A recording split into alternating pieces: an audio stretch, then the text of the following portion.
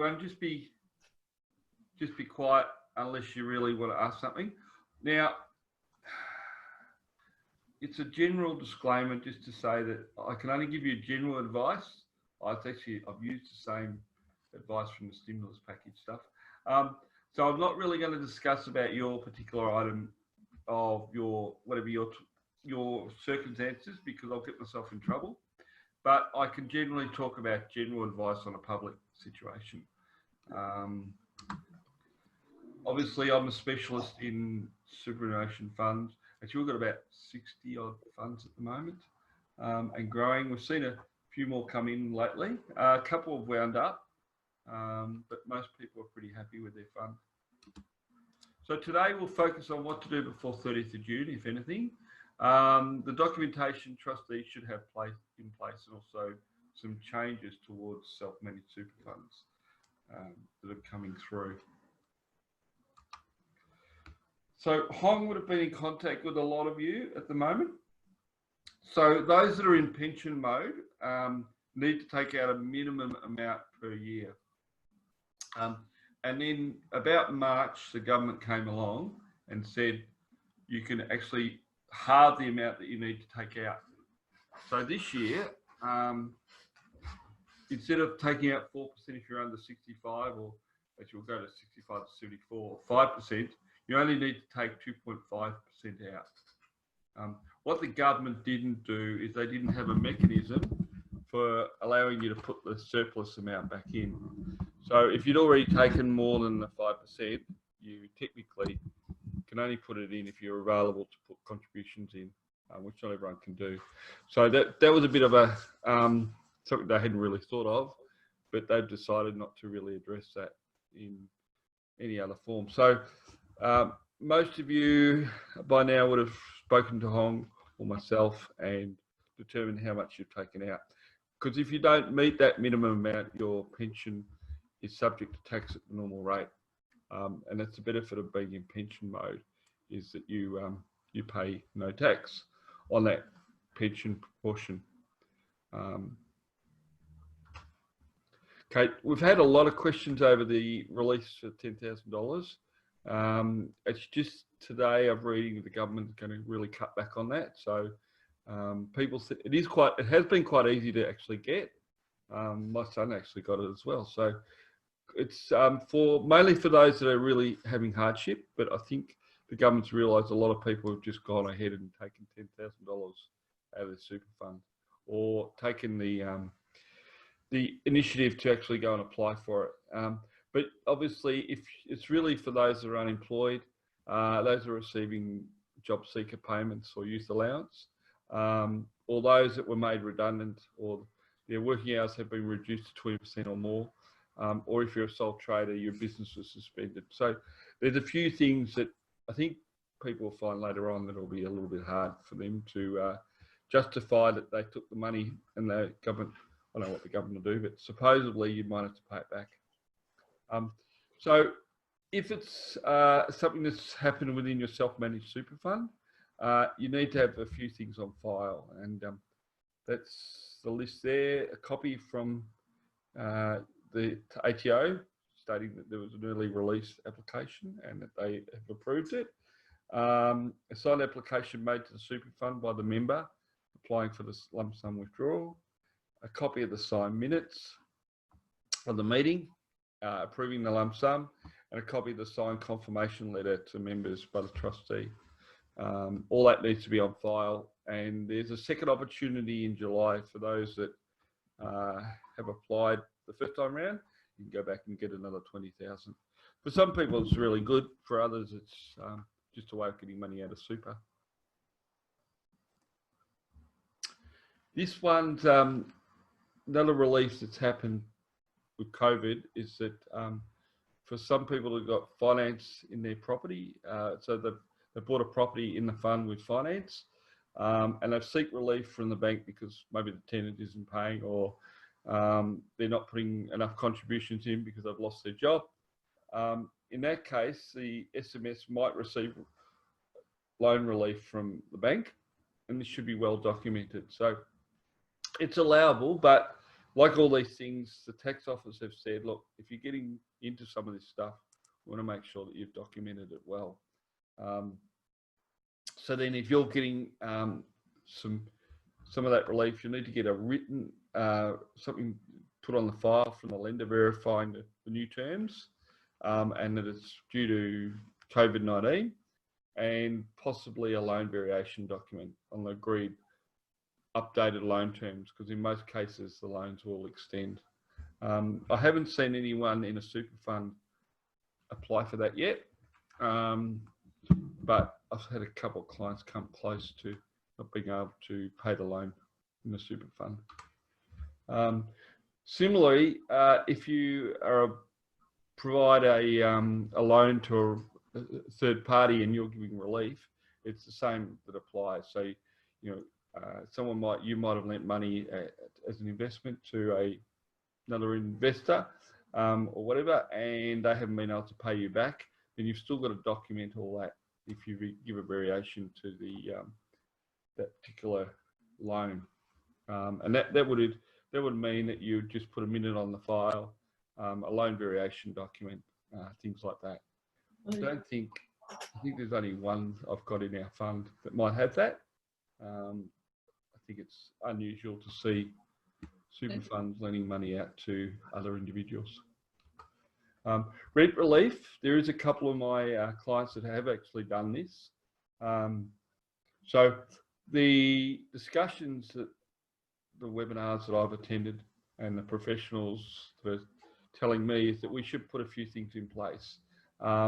So it's no different to if you're so this is probably an example of where we have a client who's got a business and they rent the factory from their super fund, and then their business is obviously having quite a slowdown, and they've asked for rent relief. And in this case, they happen to be the trustee, so there's a little bit of conflict of interest. So the tax officer basically said, look, you can go ahead and do it, but you need to go through the same principles that were put down by the cabinet in relation to the commercial leasing principles. So that would mean that you'd have to verify that the rent, that there is a need for a rent reduction, the period of time, and how the remaining rent will be amortised over the lease, or whatever the case is. So basically, same things that we need to put in place. We need a written request by the tenant to the self-managed super fund for rent relief. We need a minute of the meeting by the trustees, and the reason and the basis to be provided. If the arrangement is not per the code, or if the tenant is related party, the commercial justification is based on how it was all negotiated, and possibly a lease variation to confirm the updated terms and how long it's going to be for. Obviously, you can't go on indefinitely. I think most I've seen have been for about 3 to 6 months, but definitely reviewed after 3 months, or at the end of JobKeeper. That's another way of looking at it. This again is another one. These are unusual ones, and of course there might be 1 or 2 in our client stable that this would occur. An in-house asset is where the fund has lent you money, and that's allowable up to 5% of the value of the assets. However, obviously with COVID coming along, a lot of the funds have dropped off significantly, and that may place the loan in excess of 5%. The ATO is aware of it, and they've just asked that you put a plan in place of how you're going to make sure that excess is removed by 2021. So fortunately, a lot of the funds I've been talking to over the last month or 2, including my own, have all come back and are back up, if not to where they were, but very close. There's been very few that have actually lost a significant amount of money, which is good. Okay, this is a little formula that you need to be aware of. So there's 2 forms of contributions you can put in. One is concessional and one is non-concessional. So each have a little bit of a situation where you need to work through to work out your eligibility. So the first one is to virtually work out, because narrowed it down to 3 steps. It's quite involved, so if you need help, make sure you seek professional advice. So the first thing, work out how much you've got in the super system, because this dictates how much you can actually put in. If you've exceeded the 1.6 or you're close to it, you can't obviously put too much in, or you can't put any in at all. Then you need to determine if you previously triggered a brought forward rule. So under ordinary circumstances, you can put up to 300,000 in 3 years, but they had this brought forward rule which allows you to put up 300 in 1 year, but you can't put any in for another 3 years. And of course, if you're reaching the 1.6, it's obviously staggered, so you can only put so much in. And that's what the steps are basically there. So there's a step to see if you've reached 1.4, which is less than 1.5, and you can contribute the remaining amount. It's 200,000. If it's 1.5, you can only contribute 100,000. And then you have to wait another 3 years before you can put any more in. So it's just a little step-by-step guide on how we go about determining. Contributions. We remind members that regular contributions to the fund makes life easier for everyone. So if you're contributing, just like taking out a pension, a regular amount makes things a lot easier. Also, you're putting money into a tax-free environment, or you're taking money out of a tax-free environment. It makes it easier for everyone to account for it. So we're a lot of clients are in pension. Some take spasmodic amounts, but we're trying to get everyone to take a more of a systematic approach. So set the pension for the year. It helps you with your planning, and also means that you've got a regular amount coming out, and then you can always take a lump sum at the end if you need to.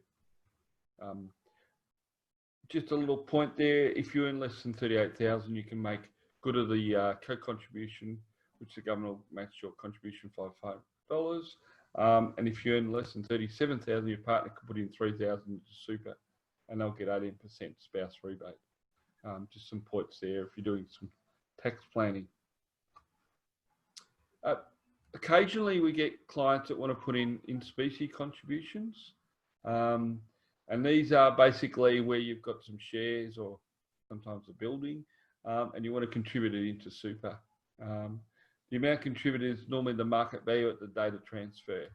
It cannot be a related party transaction other than business real property or listed equity. So that's when we can work out the market price because it's identifiable. Obviously, here's an example of Mavis, who's got 100 shares in Telstra, and these will be transferred at the market price at the date of transfer. Obviously, you've got tax to pay at your end, which sometimes people forget.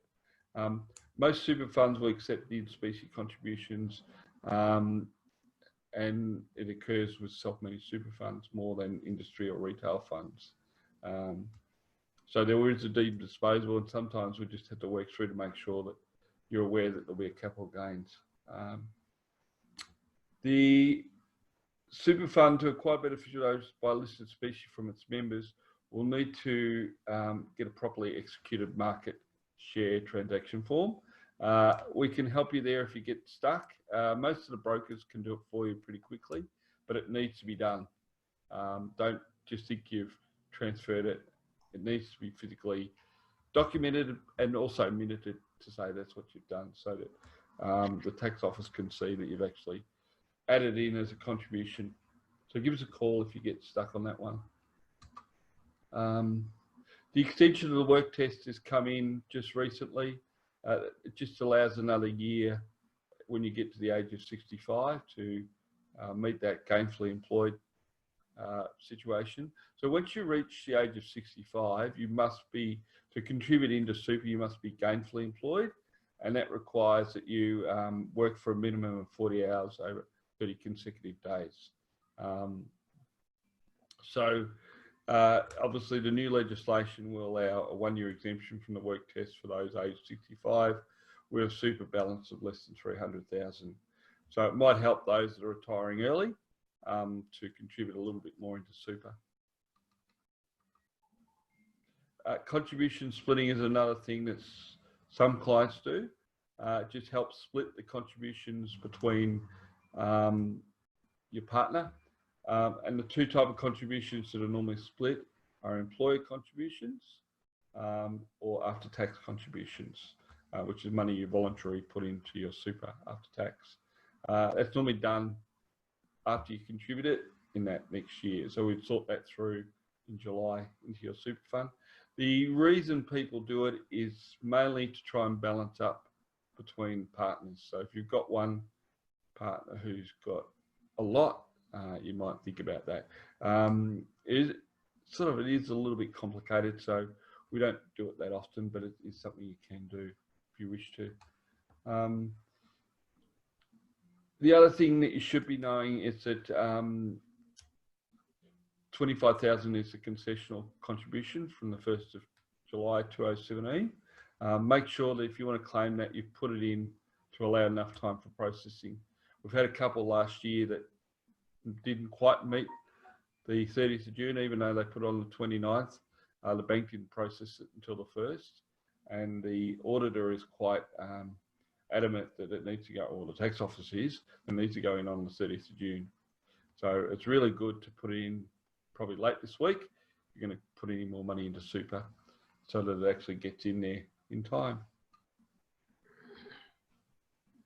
These are new rules that have come in the last 12 months. So this is a good rule, but there's a few things you've got to note. And one, to qualify, your superannuation balance needs to be less than 500,000 the 30th of June the previous year. So from the 2019-20 year, so this will be the first year, you can actually roll your unused contributions from the previous year and move them forward for 5 years. So it just allows a bit of tax planning for those that might have a tax problem in one particular year and they haven't used up prior contributions. So we can actually maximise it up to the amount where the table's at. So if you, at the moment, we're looking up to 50,000 for those sort of people. That's what they've contributed in the last 12 months. So so it's sort of worth thinking long term for those that might have the opportunity to reduce their capital gains. Downsizes, we've actually seen a couple of clients do this. That's been really good to see. You can basically get 600,000 in. You've got 90 days from receiving the money to put it into the fund. So basically 90 days from settlement. And to take advantage of this concession, you must be age 65 above, and it doesn't really apply to contribution caps. The only thing is you've got to have the house located in Australia. You or your partner must have owned it for at least 10 years and lived in it at some point during this time. Caravans and mobile homes can't be used to contribute towards this. So we have seen a couple of clients put in 300 or 600,000. Doesn't matter if you upsize, it's just a matter of you've sold your family home. So it's another opportunity to get some more money into a tax-free environment. The ATO in the last 12 months have come out and they're really starting to come down on investment strategies. So in the past, we might put an investment strategy in place, we might assist you. And basically an investment strategy says that you're going to invest in shares or you're going to invest in cash or in property, and you give yourself a range of how much of the fund money you're going to put towards that particular class of asset. In the past, a lot of people have just said 0 to 100% on all the classes, and the tax office are now saying, well, that's not really a strategy. So they're wanting to see that if you're running a self-managed super fund, that you're actually doing it properly and that you're thinking about your investment strategy. Now, in most cases, we're asking clients to have a think about it, and it doesn't have to be something that's, you know, if you don't reach, you're going to get in trouble, but you want a guidance towards, you know, why you're putting in 80% of your money in fixed deposits or 80% in international shares. And so that when, at the end of the year, when we give you your financials back, we can say, yes, we met that target, or no, we didn't meet that target because halfway through the year, we changed our strategy, and it's for these reasons. It's also making sure that people are thinking, as they're getting close to retirement, you've obviously got to take money out to live on, and they don't want you buying a property and then finding out that the only way you can get money out of super is to either sell the property, and you've got to reach that annual pension reduction. So they don't want people, you know, not being in a position where they don't have enough liquid assets, because it does happen, especially if you can't sell the property. So the downturn of the share market may result in the fund being outside the allocation ranges, and that's when we're doing obviously a new investment strategy, and we ask you to state the reasons of what the new ranges are and the reasons for not changing the investment strategy, or why you have changed your investment strategy. So last year, the tax office in their wisdom sent out about 17,000 letters to super funds that hold 90% of their funds in one particular asset, which happened to be property at this stage. I don't think they went off and did other assets. They were mainly looking at people with property. And so the questions they're asking and things that you should be able to provide the auditor is that you've got a diversification of fund investments. And if you're holding a single asset, why, and what has influenced the members to choose that strategy? The risks of inadequate diversification, so that you're aware of why you're holding one particular type of asset, the likely return of the fund assets, the liquidity of the investments, and whether insurance should be held by one or more members. So they're the things that you've got to take into account when you're choosing your investment strategy. We can certainly guide you, but it's expected that the trustees make the final decision. We've often asked by various clients, you know, how does my fund perform against the other funds that we look after? So without, you know, giving away any names, I've just chosen randomly 5 funds, and just to see you that we do get a diversification. I'd say on average, most funds would do between 8 to 10%. Fund C had an exceptional year. They happened to have a very good share in a property that generated quite a high return. But generally, we can see that most are getting around the 8 to 10% that year. It'll be interesting to see what they get this year. So I think that's performing quite well, considering where the market's at. Quite a range of different spread of assets. Most funds will have either a lot of shares. We do have 1 or 2 in cash. I should have put 1 in cash. They get obviously a low return. The property returns that mainly have property return about 5 to 6%, and the ones that are doing the shares are returning 10 or 12%. So it gives you a bit of an indication of what's happening out there. Property things to note. You can't use your rent. You can't use or rent to a related party unless it's a business real asset. You can't purchase. It can't be purchased using a borrowing arrangement unless it's, again, probably the real asset is the one they like. They do allow residential ones. It just depends on the banks. There's only about 4 banks doing it at the moment.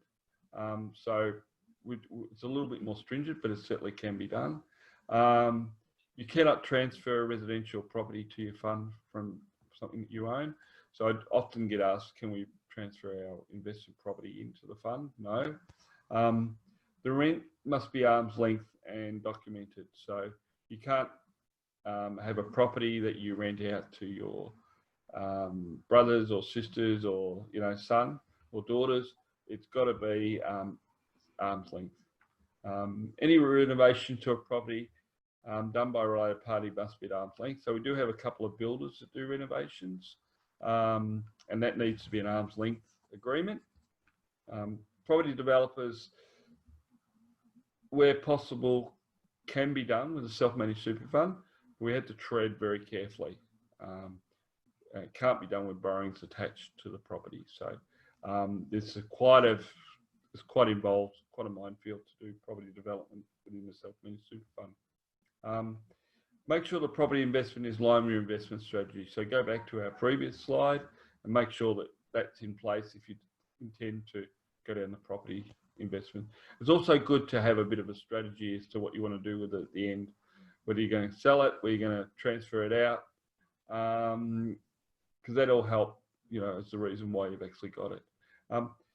The other thing the tax office understand, especially with COVID, that you won't always be able to rent these properties out, but you've got to show that, especially in a super fund, that it's available for rent. It's no good coming to, when we come to do your year-end financials, and there's a big hole that shows no rent, because the fund auditor will ask us, well, was that property available for rent? And you need to show it. So if you're not using a real estate agent, it might be a, you know, property holiday house that's available for rent, then you need to show that it's on stays or whatever you're doing to generate income. Not doing that will probably leave yourself open for investigation by the tax office. Most clients now will have a corporate trustee. There's still a few that won't, but we're converting most of them, and the good reason is, as we found out the other day, there's no mix-up of assets between the fund and yourselves. It's quite clear. We just picked up a new super fund, and they had personal trustees, and it appears that the fund personal assets have got mixed up with the fund's assets, and it's quite a bit of a mess to sort out. The corporate trustee is really good because if something happens to one of the trustees in the future, we can put in a new director quite easily. So it's quite transparent in that regard. And if a new member joins the fund, you can just appoint them as a director of the corporate trustee. You don't have to go change all the investments in the bank account and stuff like that. Of course, if you think you're doing any lending with a property, you'll need a corporate trustee moving forward. So these days, it's very rare that we are putting in individual trustees into new funds that we set up. Mainly we're doing corporate trustees. Common things that you should do before 30th of June, which is basically this week. Most clients have checked that their ownership's correct. It's common for banks to make errors on the noting who owns the bank account, so make sure that's all in place. If you have changed your trustee over the last 6 to 12 months, make sure that that's correct on all your investments moving forward. Insurance policies, we've seen a few where the fund's been paying the insurance policies, and then we've found the policy actually is in the name of yourself and not the fund. So just check the ownership correctly there. And for those that have related unit trusts, make sure that the super fund is being paid their share of the distribution. We can't have loans continuing to keep growing in these unit trusts. And then obviously for the market value, we need to make sure that the assets are reviewed every 2 or 3 years to make sure that we've actually got the appropriate level of asset market value. And that's important because obviously the tax office want to make sure that where people's balances are at for various things that they have legislation on, like the 1.6 cap. Also, it's good practice to make sure you know where your retirement money is heading. Often we get asked, what can your fund invest in? So I'll just sort of quickly run through a couple of those. Make sure it's in line with the investment strategy. Make sure it's in line for your sole purpose test. Investments should be made per the fund's trustee. Most of our fund trustees are now up to date, so they're pretty wide. Investments should not be made investments must not be made at arm's length or not with related parties except in limited circumstances, so listed shares and real property. And unusual investments such as art and collectibles, there's some stringent conditions acquiring those and storing them. So again, if you're going to go down that track of getting art, then just check with us first, and we'll make sure you're covered. We're even seeing now that insurance is becoming a big thing on commercial property and stuff like that in the super fund, and the auditors are wanting to make sure that the super fund is insuring the property for the benefit of the members. So in the past, we've had super funds that have been uninsured and no one's really cared, but the tax office is really starting to crack down on these sort of things. Geoff, can I ask a question? Sure. I've just looked at our public liability for the factory. Yep. That we rent out for the super fund, and it's just got my name on it. So you're saying that's not sufficient? No, we might talk about that one. Yeah. So that might be, yeah, something we'll come back, have a look at. Okay. So, yeah, it's these little things that you don't realise till later on.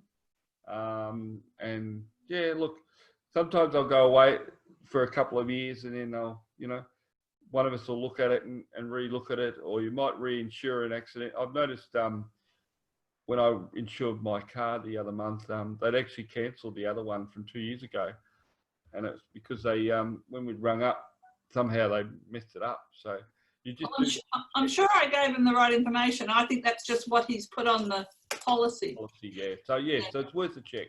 So for those that live locally, this is our local member. He's actually a nice guy, Tim.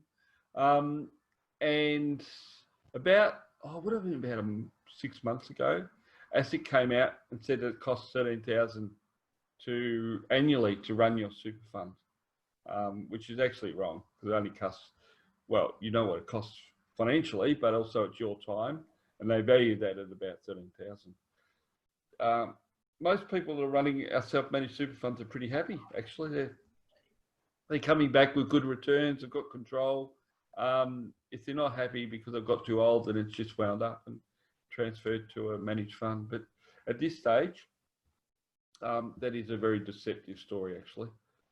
I left this last slide to last because it's something that people don't like talking about, is making sure your wills are up to date, financial powers of attorney are in place, and I've been doing a lot of work at webinars on what happens when you depart in, you know, and your self-managed super fund and who controls it.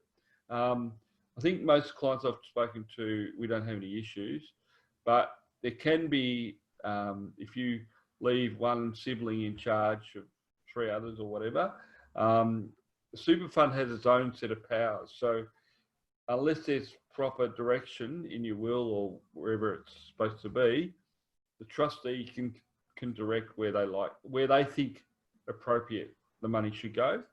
So we have seen in the examples that I've been provided that super fund trustees have gone off and decided that the son's the last one left and he's looking after for his sisters as well as him, and he takes all the money and there's nothing you can do. So it's good to make sure that you plan those sort of things, especially if you get sick, how you're going to deal with it, and where all your records kept. I mean, we can certainly help whoever needs the advice, but obviously from your end, if everything's nice and neat, it's pretty easy to follow. Now, that's about all I want to tell you about. Has anyone got any questions? It's all clear as mud. Really?